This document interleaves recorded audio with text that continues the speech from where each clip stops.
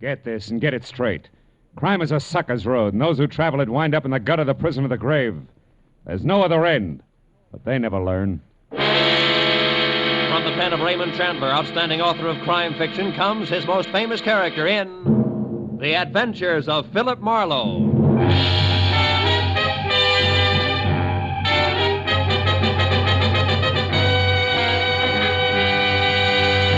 Now, with Gerald Moore starred as Philip Marlowe, we bring you tonight's exciting story, The Collector's Item.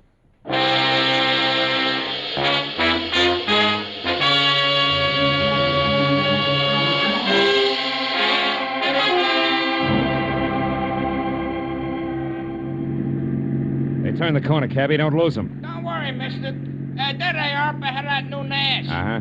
And a white Panama hat shows up through the back window of that cab like a signboard.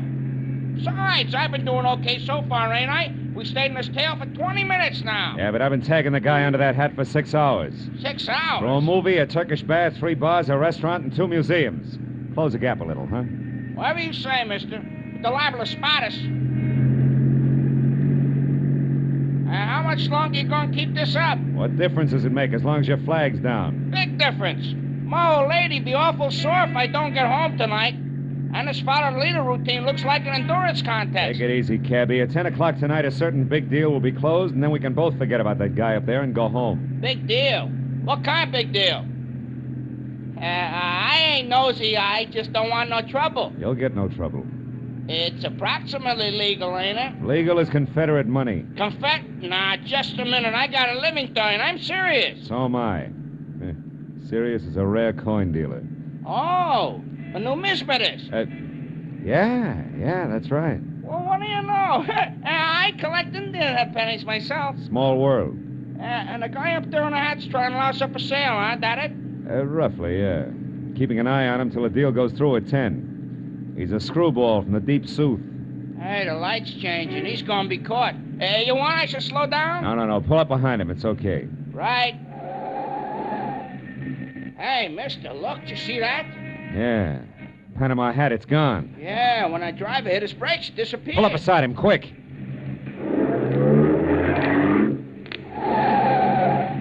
Can you see? Yeah, the seat's empty. Ooh, what a pair of chumps. They've been chasing nothing but a hat propped up in the back of that seat. No kidding. Gee, it sure looked natural, didn't it, mister? Ah, nuts. Let me out. Now, look, you get to that other driver. Find out where he dropped his passenger off and anything else you can. Yeah. Here's $30 for your trouble. Wow, for that kind of dough, my wife can go ahead and get some. Call me at the office, mister. Just ask for Joe Joplin. Keep your shirts on, you get there!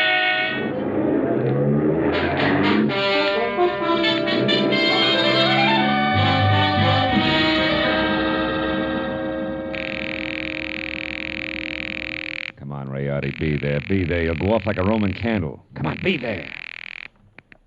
Hello. Ah. Hello, Leon Rayardi speaking here. Marlowe, Rayardi, I got bad news for you. Huh? Our boy, Seth Appleboro, pulled a backwoods gag on me, and I fell for it, flat on my face. He shook me. I don't know how long it happened, but... But I do. I know exactly how long ago. Appleboro was here. He was? He was in my shop. He's a madman, that madman. Swore he would kill me, but he didn't. What happened? He was after the coin, of course. He got tough. But I got more tough.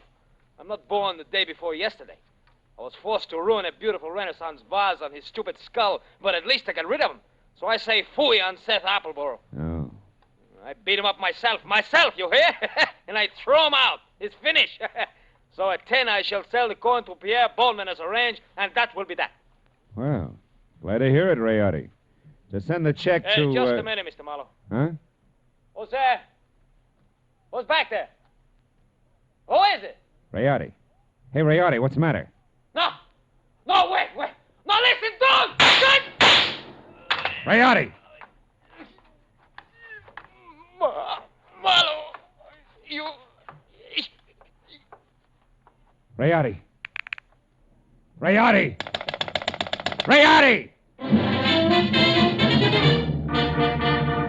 I ran out of the phone booth, hailed the first cab that came along, and headed for 113 Marion Avenue. Leon Rayardi's shop was a narrow cell with tattered green shades drawn over dingy windows. The front door was locked, so I went around to the alley where I'd left my car earlier. The back door to Rayardi's was half open. Rayati sat on the floor, his legs spraddled out, his head slumped against the bottom drawer of his desk like a drunk too tired to look for the way home. Beside him on the floor was all that was left of the reason for it.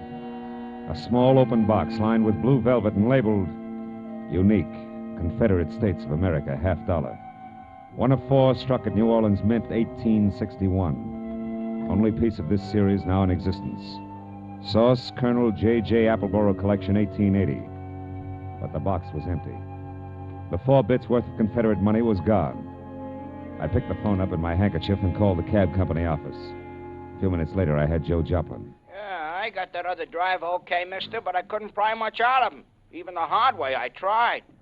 He left that southern drawl off at the Wilshire Gardens, Villa 9, and he got orders to take the Panama hat on a $10 drive around town. That's all? That's all he knows. He thought it was some kind of joke. Wilshire Gardens, number 9. Okay, Joe, Yeah. thanks.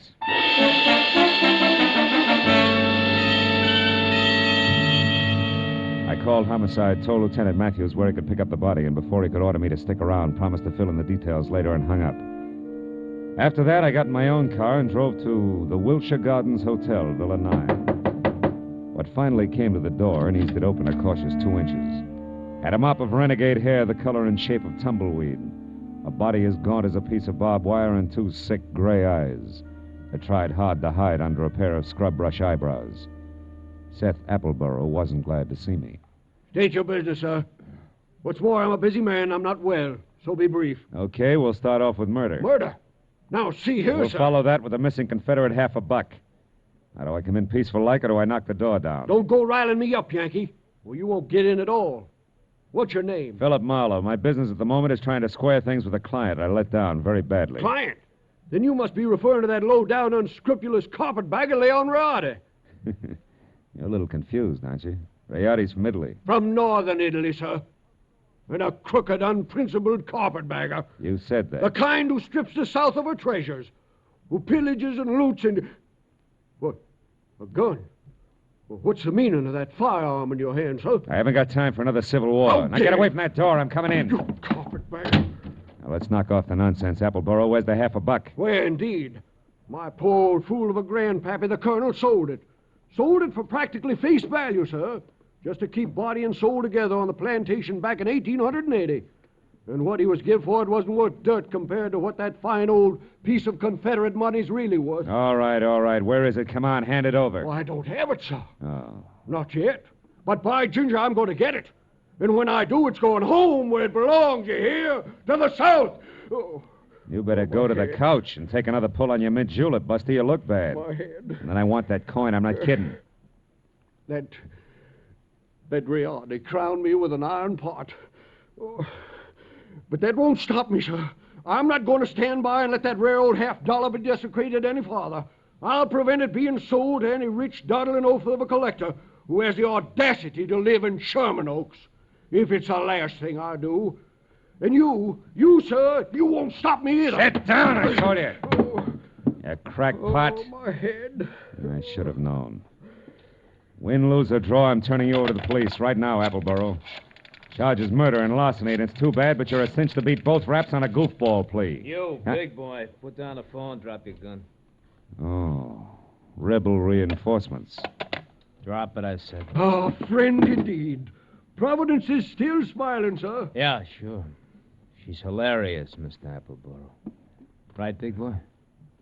Well, don't you see the humor of the situation? Oh!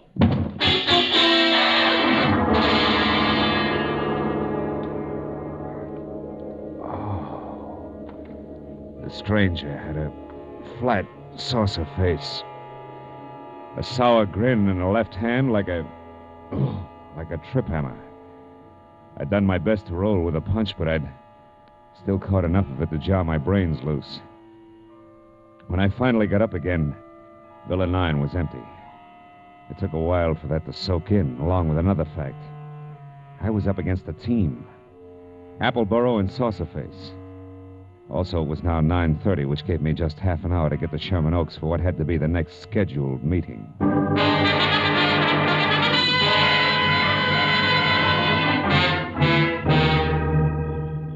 The Boneman Mansion on Clooney Drive, from giant iron gate out front through overgrown grounds and up to the entrance.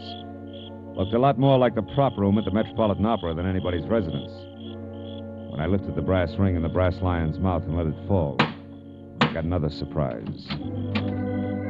She had deep hazel eyes with long lashes, close-cropped copper-colored hair, and packed full green suede dress that put no strain on the imagination. Her bare shoulders made you think of toasted marshmallows. Hello. Hello. You wouldn't be Pierpont Bowman, huh? And you must have had some reason for knocking, other than window shopping. Yeah. My name's Marlowe. I used to work for Leon Rayardi before he was murdered tonight. Murder? Mm-hmm. Is this supposed to concern my Uncle Pierpont? Yeah, I think it does. From the fuss that's being kicked up about 4 bits worth of Confederate money, you'd think that it was a chest of Easterling sterling silver. Only 4 bits, huh? Uh-huh. Yes. Yes, I'm afraid he is vitally interested. Come in, Marlowe. Wait here. All right. Uncle Pierpont, come here. Huh? What? Well, what's the matter, Christine? There's a man here to see you, a Mr. Marlowe. You'd better talk to him. Oh? What do you want? Huh? Oh, you. What is it, Marlowe? Well, it's about the $50, the one you intend to buy from Leon Rayardi, Mr. Bowman. Oh, yeah. Well, what about it, man? Rayardi was murdered tonight. That murdered, you say? Mm-hmm.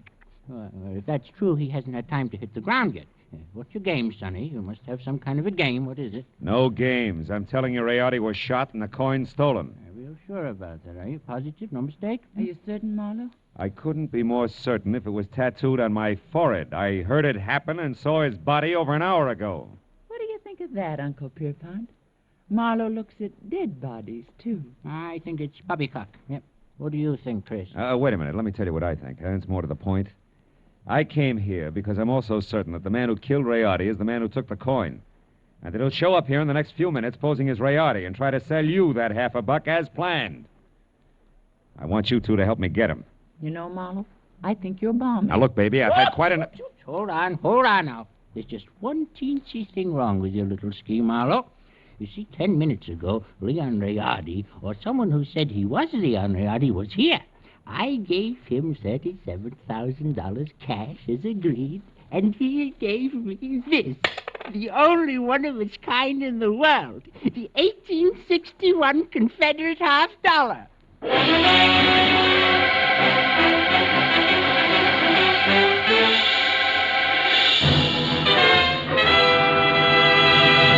In just a moment, we will return to the second act of Philip Marlowe. But first, there are songs for sale, and one of them may turn into the nation's newest hit as you listen in to CBS on Friday nights. This hour-long program of melody is called Songs for Sale, and during the hour, you hear 4 songwriters with unpublished music as they present their tunes to a panel of veteran, top-flight songwriters. At the end, the panel picks out one song to be published and plugged, and you'll hear the reasons they give for their choice. Be listening to Songs for Sale tonight on most of these same CBS stations. Now with our star, Gerald Moore, the second act of Philip Marlowe, and tonight's story, The Collector's Item.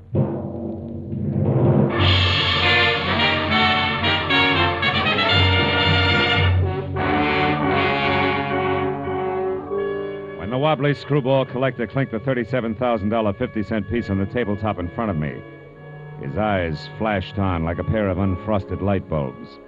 And something close to froth started to collect in the upturned corners of his mouth that smiled like the cat that had just eaten the canary, cage, birdseed, and all. There was little doubt about it. Septuagenarian Pierpont Bowman was what an eccentric would call eccentric. And he was very unconcerned with the murder of Leon Rayardi, and very fuzzy about what Rayardi's impersonator had looked and sounded like. I'm afraid I can help little on that score, Mr. Marlowe. Only had eyes for the coin. And what a coin she is. Why, suddenly... Mr. Bowman, you've got to remember something. Height, build, color of eyes, hair, voice. Yeah, voice. Was it a southern accent? Think, Mr. Bowman. Southern accent? Yeah. Mm-hmm. No, Mr. Marlowe can't say if it was or not. My hearing isn't all it used to be, you know. But Christine here, now maybe she can... No. Christine wasn't in the room. Answered the door myself. But I did see him come up the walk, Mr. Marlowe, from my room upstairs. He was tall, about your height. Oh, no, perhaps a mite shorter. And he wore a gray suit. No. Darker than gray. Sort of light blue shade. Oh, I that's think, great. like a... Yeah, thanks a lot. And before I start reaching for a butterfly net myself, I think I better get back to Seth Appleborough's place on Wilshire. Why there?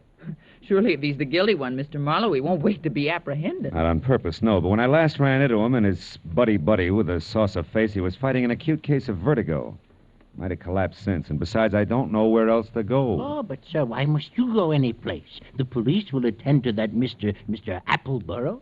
Now, look, Mr. Marlowe, here on the rim of the Mr. corner... Boneman, this may mean nothing in the Numismatic League. But I went to work for Leon Rayardi to protect him, a job I didn't do. Also, losing clients this way is bad for my business and conscience. Good night, and happy gathering coins in May. Mr. Marlowe, wait, please. Please, Mr. Marlowe, let me see you out and explain something. Be just a minute, Uncle. Well, what is it? I'll pay you $500, Mr. Marlowe, not Confederate dollars either, to see that Uncle gets his money back and that the coin is returned to that Mr. Rayardi's estate. What? You're against the deal? Why? Because it's the 100th one in the past 2 years. You hate to see the money you'll one day inherit go to a bunch of screwballs, huh? Why, you foul-minded, no good... I've got news for you, Mr. Marlowe. It's not my inheritance I'm concerned with, it's my uncle. In spite of this mansion and all the junk in it, that $37,000 was every cent he had left. Okay, kid. In that case, 2 points. 1? I had the slap coming. 2, I'll do my best to back up everything to where I came in. Good night. Good night. And Mr. Marlowe, Yeah. I didn't enjoy slapping you.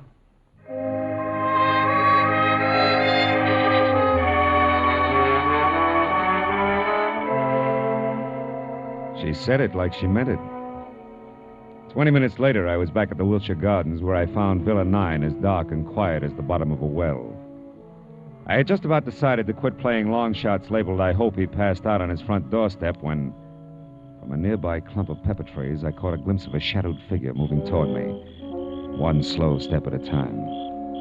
I knew that I was spotted and strictly sitting duck, so I tried the only possible out. General nonchalance, my back to the pepper trees long enough for the not-so-stealthy hunter to get within hunting distance. And a good evening to you, Brother Appleborough. Now, sir, get up and start talking. What? Well, saucer face. Thought I had your partner. Hey, you started wrong, Hasty, and you're still doing it. Appleborow's my partner like you look good in tights. The name is Locke, Fred Locke, Treasury Department. Treasure. You mean you're after Appleborough? Uh-huh. I sapped you because from the gab I overheard, I figured you were nothing but a lone wolf shooting for the coin. Oh. Appleborough, friend, is big game. He's wanted on half a dozen counts, a lot more important than this Confederate $50. Yeah, but he must have gotten away from you because He did. Jumped out of my car a couple of blocks from here. But how do you know about that? Who are you? Oh. Well, name's Marlowe. I'm a private detective, license included. Wait a minute. Here. I know that Appleborough got away because he's already been up to the Boneman place where he posed as my client, Leon Rayardi, who, incidentally, he killed so he could sell the Confederate lucky piece up there for $37,000. Quite a hunk of change. Mm-hmm. Well, sorry we crossed our wires, Marlowe, and thanks for the word. Oh. But don't worry, he won't get far. Us T-men will see to that. Keep in touch with the department if you find out anything, will you? Sure. Oh, say, Locke. Yeah? What is it? Just a hunch. Oh, like what? Like you're a cockeyed liar! Like Treasury men don't call themselves T-men! Any more than private detectives call themselves private eyes! Great! Now, Locke, let's try inside your jacket. One, get rid of this non-Treasury Department Luger. And 2, check the wallet and see if at least Fred Locke is your real name. All right, it's my name. Yeah, surprise, it is. And out of imagination, T-man. Come on, get up and start working on a few other questions like where Seth Appleborough is at the moment and exactly what your tie-in is with Blossoms. Well, do we keep this up all night? No. I'll tell you everything. Okay. Now, first the setup. Come on. Yeah. There were 2 of us. Me and Adam. No!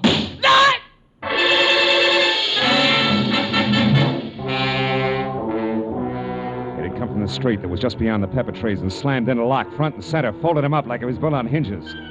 By the time I was out of the impact area and had my .38 in hand, the only target I had was a pair of taillights blinking out of sight in a funnel of dust. Fred Locke was blood-smeared, dead, and made an ugly centerpiece for the little ring of startled faces that began to converge. I stepped back and became just another sightseer, when a small, bald man with a large white eyebrow and lots of worry stamped on his face began to do his lamenting out loud. He was the Wilshire Gardens hotel manager and didn't care much for public spectacles on the home grounds. Oh, my goodness. 1 minute that Mr. Appleborough unconscious in his car, and the next this man is shot to death. Hey, wait a minute. Appleborow's unconscious in his car? Where? At the other end of the grounds. There's a nasty cut in his forehead. One of the guests just found him there. I was just about to call a doctor. Never mind the doctor. Show me the way. Come on.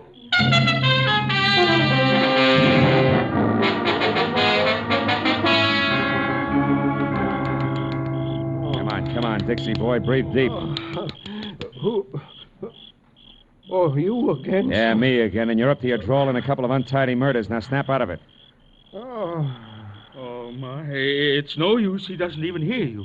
You're so right. While it's this peaceful, I think I'll check on this drooping flower of the Old South. His wallet should do it. Do what? Prove whether or not he gave me a straight pitch. Yeah. What do you know? Huh? Membership card, Sons of the Confederacy, New Orleans chapter. Here, let me see. Uh-huh. Oh, that's his picture, all right. Sure is. Well, when the police get here, they, Hey, look. Yeah, what is it? His wristwatch was smashed against the dashboard. So it is. He must have held his hand up to protect his head when he fell forward. Yeah, now look, friend, the name's Marlowe. When the law gets here, tell them they can find me at Sherman Oaks, the Pierpont Bowman residence. Oh, now, wait a minute. You can't leave me here with all this on my hands. The police are going to want to know what this is all about. I'll try and have an answer for them. But first, I got to ask a crazy collector a not-so-crazy question.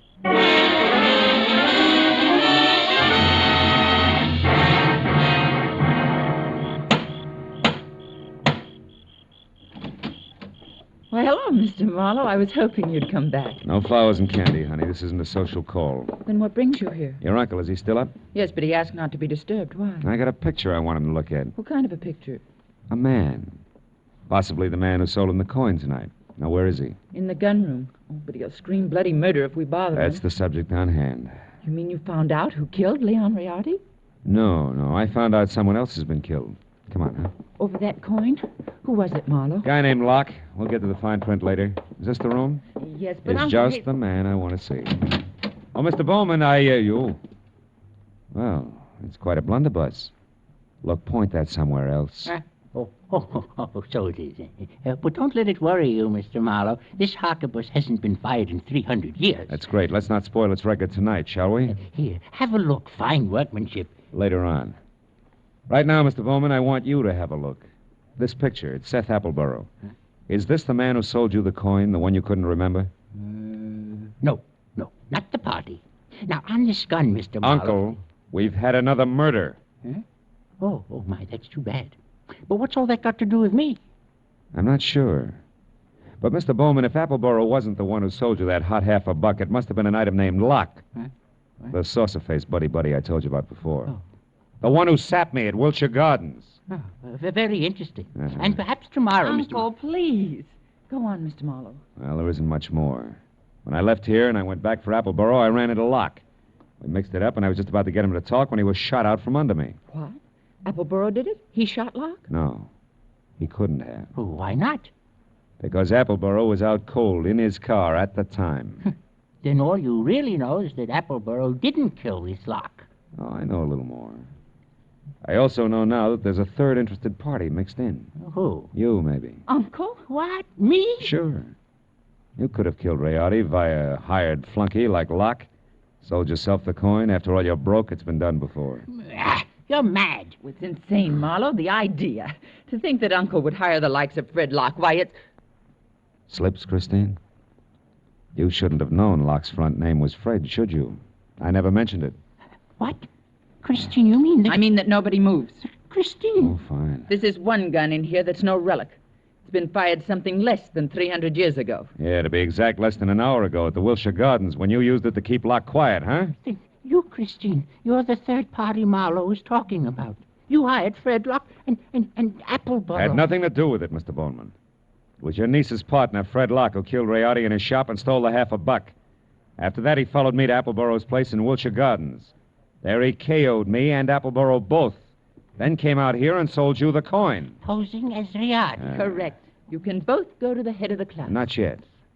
One question, teacher. Why did Locke go back to Appleboro's? Couldn't have been just luck that I found him there. It wasn't. He was afraid Appleboro had seen him kill Rayardi at the shop. He had to know for sure. Your turn, Uncle. Why did you do it, Christine? I was sentimental, Uncle. I wanted at least the last of your money as a keepsake. And now that I've got it, I want one thing more before I leave. That $50 in your pocket. Hand it over. Come on. The $50, but... It's worthless to you, Christine. You can never sell it again. Every collector in the world will be on the lookout for it. Don't you think I know that? Then what do you want with it? The pleasure of getting rid of it. I hate it.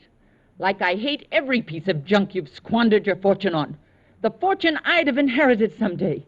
I'm going to throw it in the first deep river I come to. Hand it over. No, you don't, Christine. Drop it. Drop it. Now, sit in that chair while you can. You may end up in another one.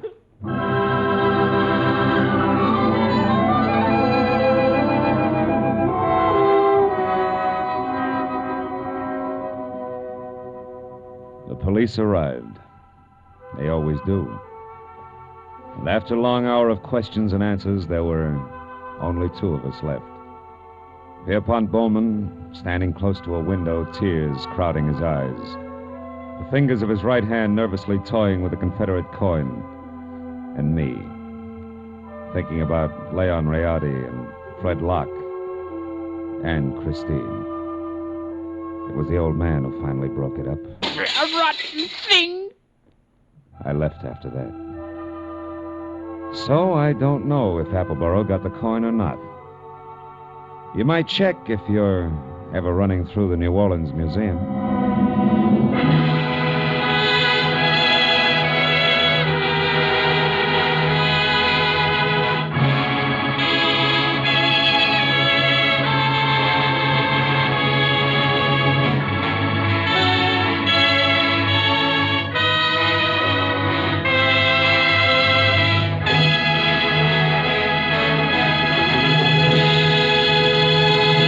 The Adventures of Philip Marlowe, bringing you Raymond Chandler's most famous character, star Gerald Moore, are produced and directed by Richard Sanville and written for radio by Robert Mitchell and Gene Levitt. Featured in the cast were D.J. Thompson, Anthony Barrett, Shepard Menken, Tom Tully, and Jack Crucian. The special music is composed and conducted by Richard Arant. Be sure and be with us again next week when Philip Marlowe says... This time an old man dead in a flophouse, a sot who carved wood, a fallen lady with an eye for gold lockets, and a snake with big ears. All led me to a soft spot in a killer's hard heart.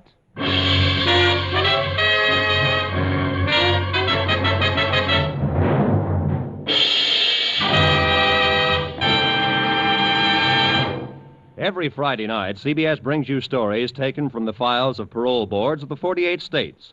With only the names changed, these stories give and detail the events of a criminal's life up to the time he is up for parole. Then, before you hear the board's decision, you can make up your mind. Is this man ready to be set free? It's been hailed by press and public alike as an outstanding anti-crime show. And you can hear it now by staying tuned, because Up for Parole follows immediately on most of these same CBS stations. Roy Rowan speaking.